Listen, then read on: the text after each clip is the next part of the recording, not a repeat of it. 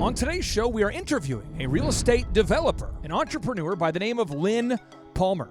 And Lynn Palmer has invested greatly in downtown Broken Arrow because the business climate in Broken Arrow is very good for business. And that's in large part due to the leadership of Mayor Craig Thurmond. That's Broken Arrow's mayor, Craig Thurmond. And I do not take having a great mayor for granted because I could be living in Chicago. Maybe you are living in Chicago where your mayor actually banned you from getting haircuts, but yet continues to get haircuts. And then when asked in a media interview, why are you allowed to have haircuts when your citizens are not allowed to have haircuts? This is what she had to say.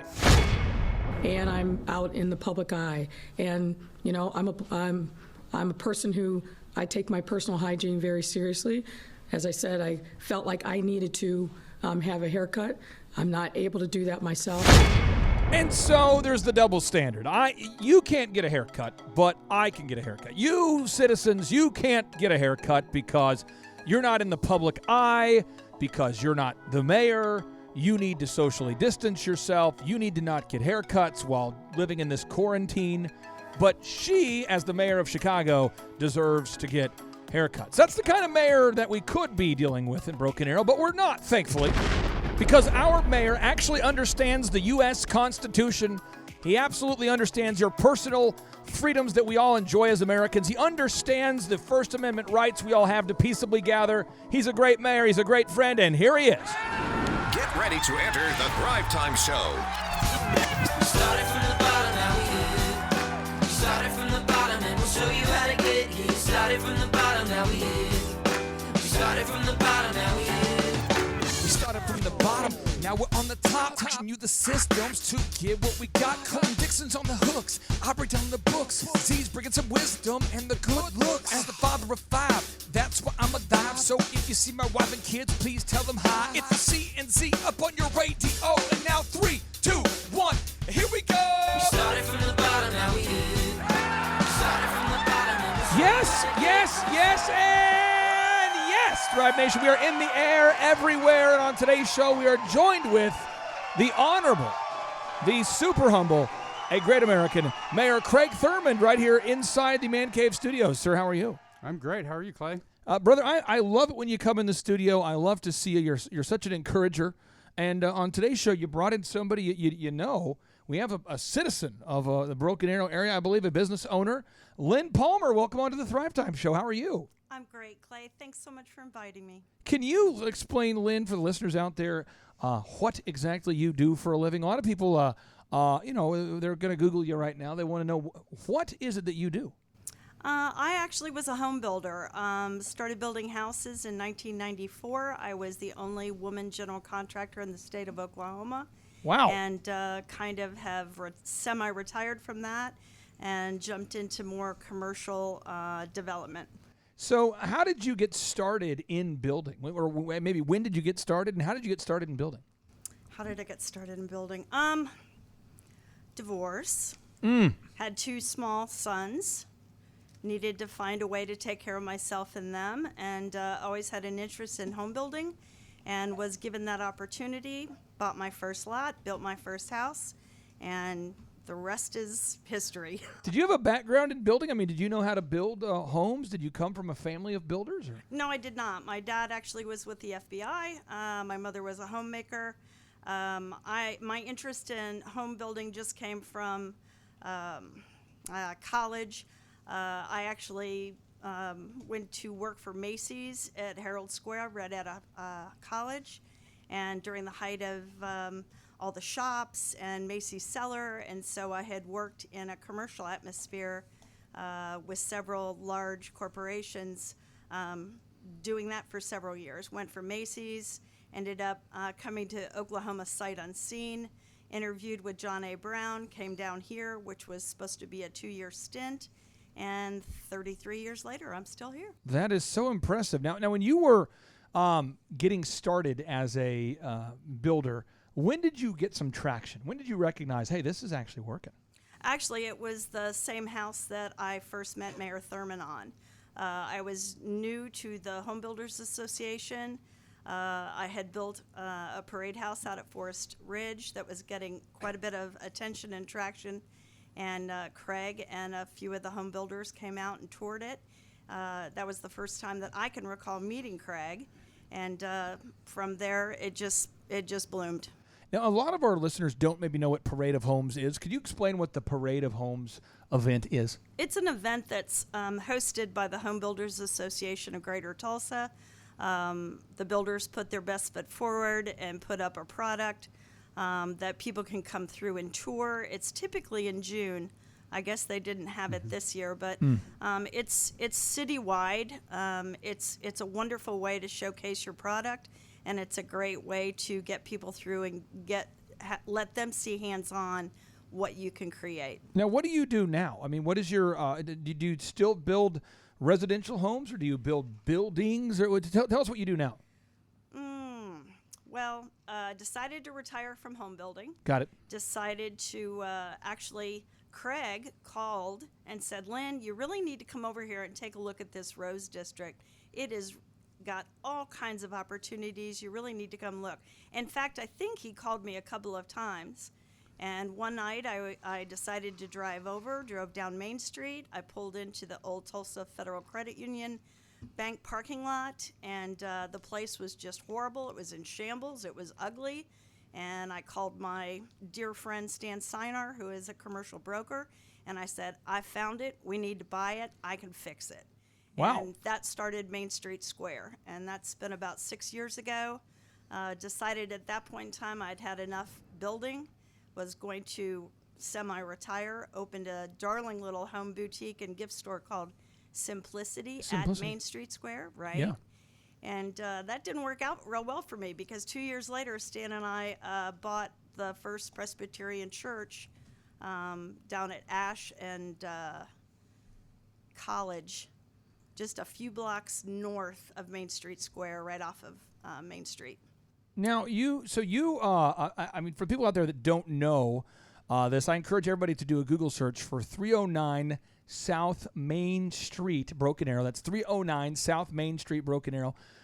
Because if you do that and you take the time to look at the Google map, you've really helped to revitalize Broken Arrow. What are other buildings that you've put your mark on? Because really, downtown Broken Arrow looks nothing like it did 5 years ago, 6 years ago. What are all the projects you've been involved in as it relates to downtown Broken Arrow? Well, just the Main Street Square project. That would be Fleet Feet. I finished that one out. Everything in Main Street Square, which was a 5-unit building behind, which is now home to Rocket Fizz, Simplicity, The Girl Can Cook, and Succulent Shop, and a new salon that's coming. And Pretty cool. Yeah, it was really fun. So much talent, so much energy, so much time, talent, and treasure on behalf of so many people that have created that district and all the buzz and excitement. We also went down and I totally revamped the former First Presbyterian Church. It is now home to the Bramble Restaurant, and there is a 2-story, 8,000-foot office building, and WRA is our anchor tenant there. That is some great stuff. Now, again, so you've really helped change the face of Broken Arrow, but you're saying that Mayor Craig, he called you up and told you about downtown Broken Arrow? Is that what happened? Yeah, he called at least once, and I think it was the second call that made me decide to drive over. I was actually living just on the edge of Bixby at that point in time, and I went home and I told my husband, I said, we're getting in on that Broken Arrow Rose District, and I put the house on the market, sold it one day, and we were out of there and moved over to a little 1956 bungalow and moved in 2 weeks later. Wow. Now, Mayor Craig, these are the kinds of stories that people don't get to hear. They don't get to hear these stories. Why did you pick up the phone and call Lynn and talk to her about this property? I mean, why not just sit back and just sort of see what happens? I mean, why did you pick up the phone to actually make the call? Well, I knew Lynn and have known her for a long time. I knew the quality of product that she was doing, and I thought, well, it'd be great if she could get involved in Main Street, and she named it Main Street Square, and it's really nicer than I even thought she was going to do. But I mean, it turned out to be a really nice product, and I knew that with her knowledge and her skills, she'd be able to do something very special with it, and she has. Do you feel there, and I want to get your take here, Lynn, do you feel like Mayor Craig had some involvement? Would you say in making downtown Broken Arrow what it is, or maybe what credit or lack of credit would you bestow upon him as it relates to developing downtown Broken Arrow? You know, Craig is such a modest man, and he is a good man. And I knew when he called me the second time, I thought, I really need to pay attention to this. Craig has an incredible way of gathering and bringing people together that have talents, that have integrity, and helping get things done. He sits back, he lets other people do all the fanfare, but he is involved in every step of the way.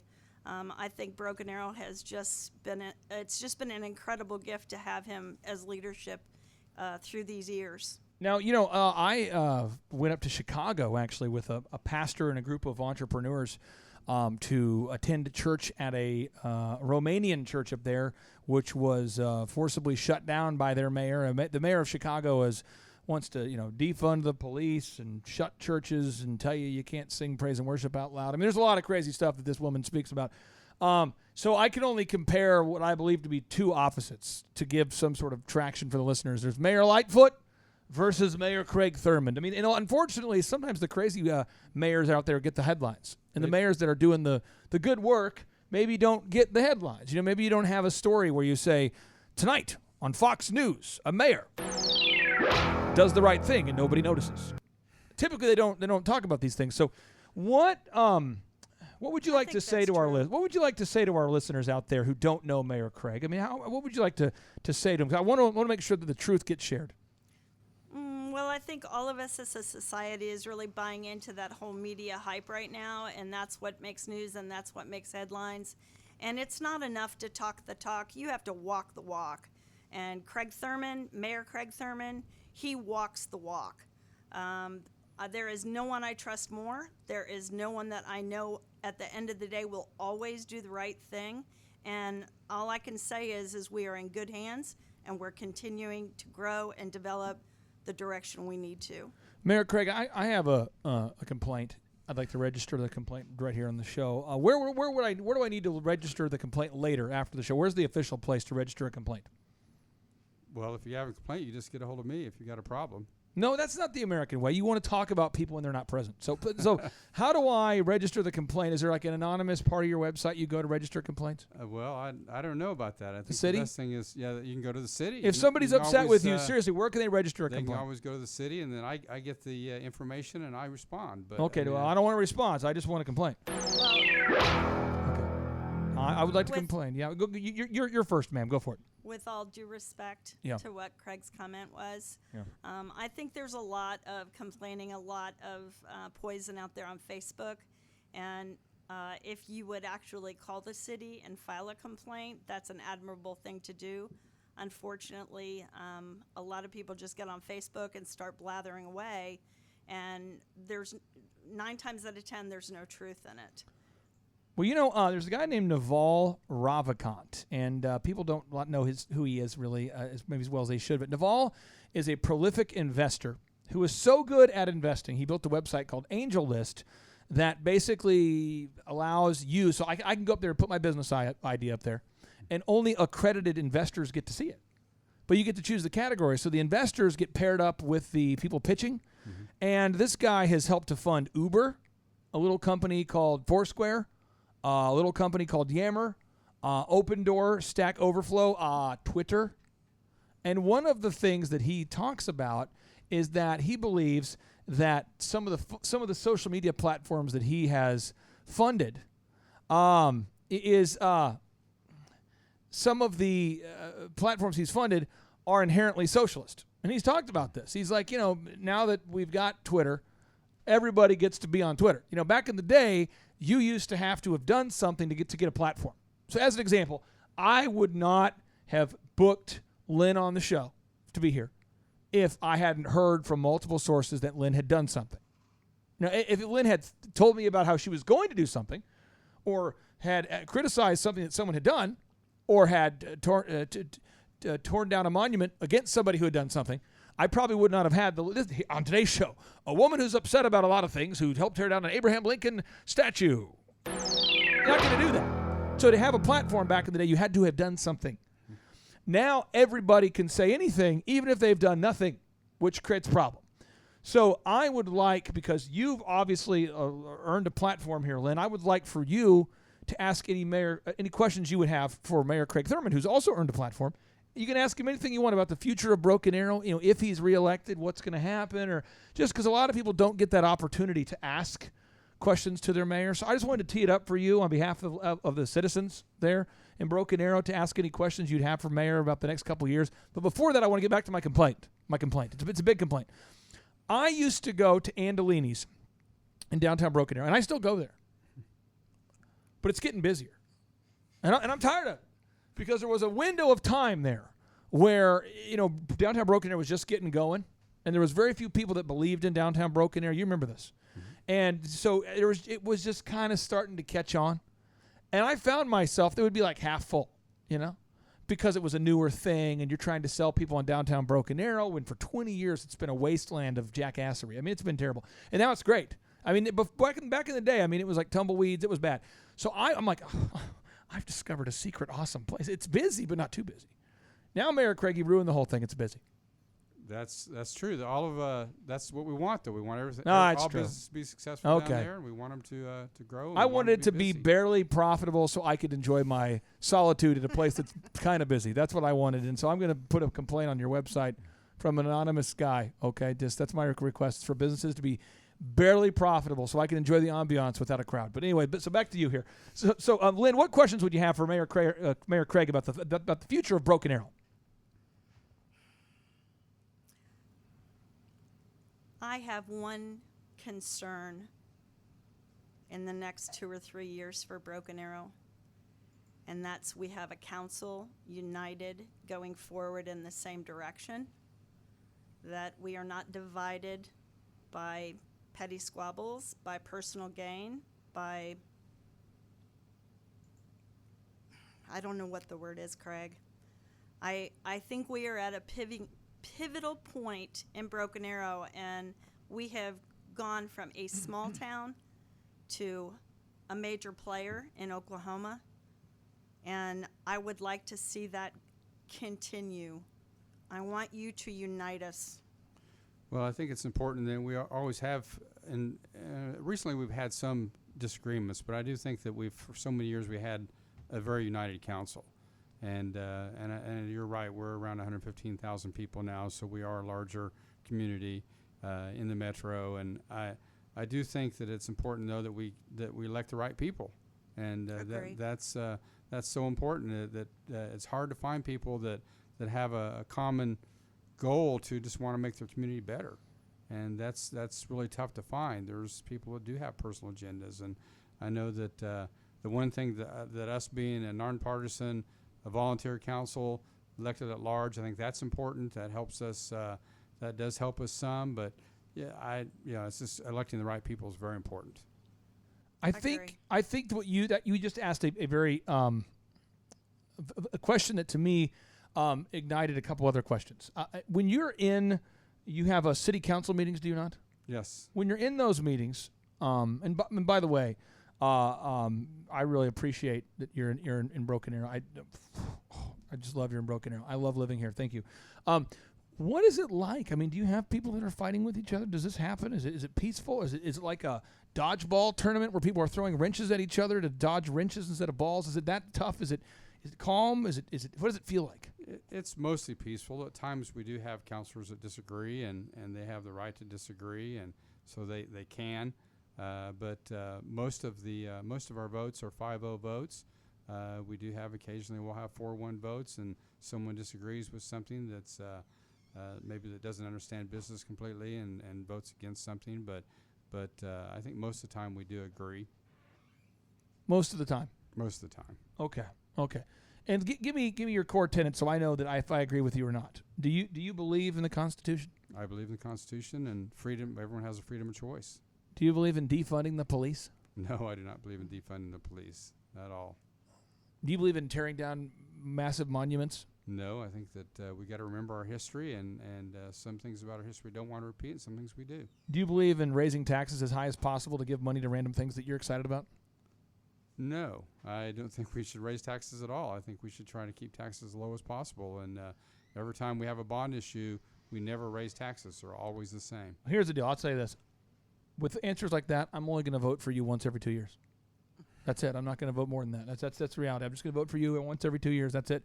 Right? I mean, is that fair with you? Or once every 4 years. Yeah. Every 4 years? Okay. Yeah. Now, the final question I have, and then Lynn can one-up me with the final question. Final question that I have that I worry about here is, if you don't become mayor again, what could happen? Well, we've seen a lot of things happen that it's amazing that a couple people can make a difference, but they really can make a difference. And I think we could lose some of our staff because they really like the way the city's happening right now and things that are going on in the city. And I do think that it's not like it's going to shut down. The city's still going to go forward, but I do think that the focus that we've had on police has been something that we didn't have before I was elected, and I think that police and fire and public safety is very important. I think being very business friendly is something that can slide away pretty fast. Yep. And I think that's something that we really need to be to maintain to be business friendly. We need that direction constantly. Lynn, we have time for one final question. What's your final question that you have for Mayor Craig Thurmond?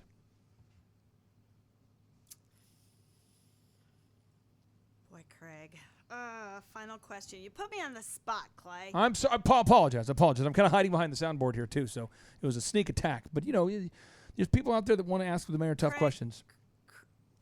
Craig, I'm gonna ask that you be a little more vocal or a little more share of your accomplishments. I think you are a very Agreed. And I'm not asking you to toot your horn or up and down Main Street or anything like that, but I do think people, and I think that's your strength as well. You're quiet, you're direct, you see everyone else's view, and then you come out with something that's very clear and concise. And I think that's why our city employees like you so much. But people don't know. A lot of citizens that I know do not know the things you've done. And if people would, instead of just reading social media and following what they think they read and see, if they would actually take a look at the accomplishments that Craig has done for our city, and he does it with the city's best interest, not any other reason other than that. This is not a jumping off point for Craig. You jokingly, Clay, asked him if he wanted to be mayor of Chicago when I came in. I don't see that. Craig always has Broken Arrow's best interests at heart. And you don't get paid. That's true. We don't get paid. It's volunteer. Right. And I think, I'm not a marketing person. That's probably a big challenge I have, and I know elections are all about marketing. But I'm just more of a behind the scenes get it done, and that's always been my job. I've always tried to get things done, and I think Lynn's right. I do need to start talking about more of the things that I've accomplished over the years. Let me tell you a fun political fact here for you about social media, and then we can wrap up today's show. This is true. Having worked with people in elections, I can tell you this. When a candidate posts a video on social media or a Twitter post, the people who disagree chime in 50 times more than the people that do agree. That's true. Every time. True.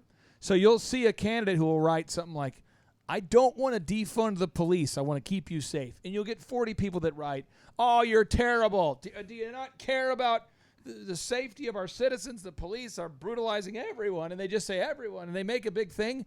And so elected officials who aren't careful look at that and go, look, 50 people wrote a bad thing for every one that wrote a good thing. Well, the average good-natured person doesn't want to engage in social media battles. And that's why I would encourage you to talk to normal people like Lynn. Keep doing it. Keep sharing it, because you won't find it on social media, because according to Naval Ravikant, who funded Twitter, social media is inherently socialist. That is true. That's the real thing. It's an angry mob up there. But I appreciate you for joining us on today's show. And we're going to end this show with a boom. So here we go. 3, 2, 1, boom. Dad, can I come in? Sure. Come on in. How's it going? Well, what are you working on? I'm handwriting the checks to the employees. I like to do this myself. It's something I take pride in. Aren't there companies like Paychecks that'll do that for you? Yes, but I like to write the checks myself. I like to... Shh! Dad, What? silence your mind and listen to the voice of a weird man. And that weird man is you. Billy, someday when you get to be my age, you'll understand what I'm talking about. No, I will not. Billy, when you get to be my age, payroll processing will be the highlight of your life. You're sick. Oh, direct deposits, and state taxes and federal taxes and Medicare. All the deductions are so exciting, Billy. I might do it wrong. I might miss some critical deductions, and I need that kind of adrenaline rush in my life. Billy, I just need a purpose. Dad, I know you love doing paycheck payroll processing, but I know a dude who works up at QuickBooks that Clay uses who will just do it all for you. Give me his number now. Give me the digits, Billy. Dad, calm down. I thought you liked doing the paychecks. No. Don't put words in my mouth, Billy. You said it. I just want the number.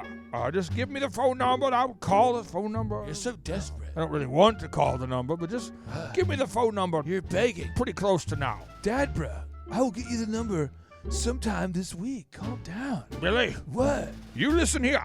If you don't give me the phone number right now, you're grounded forever. I'm 27, Dad, bruh. That's true. You can't cut off my allowance Well- and ground me in the same week. I can't. Calm down.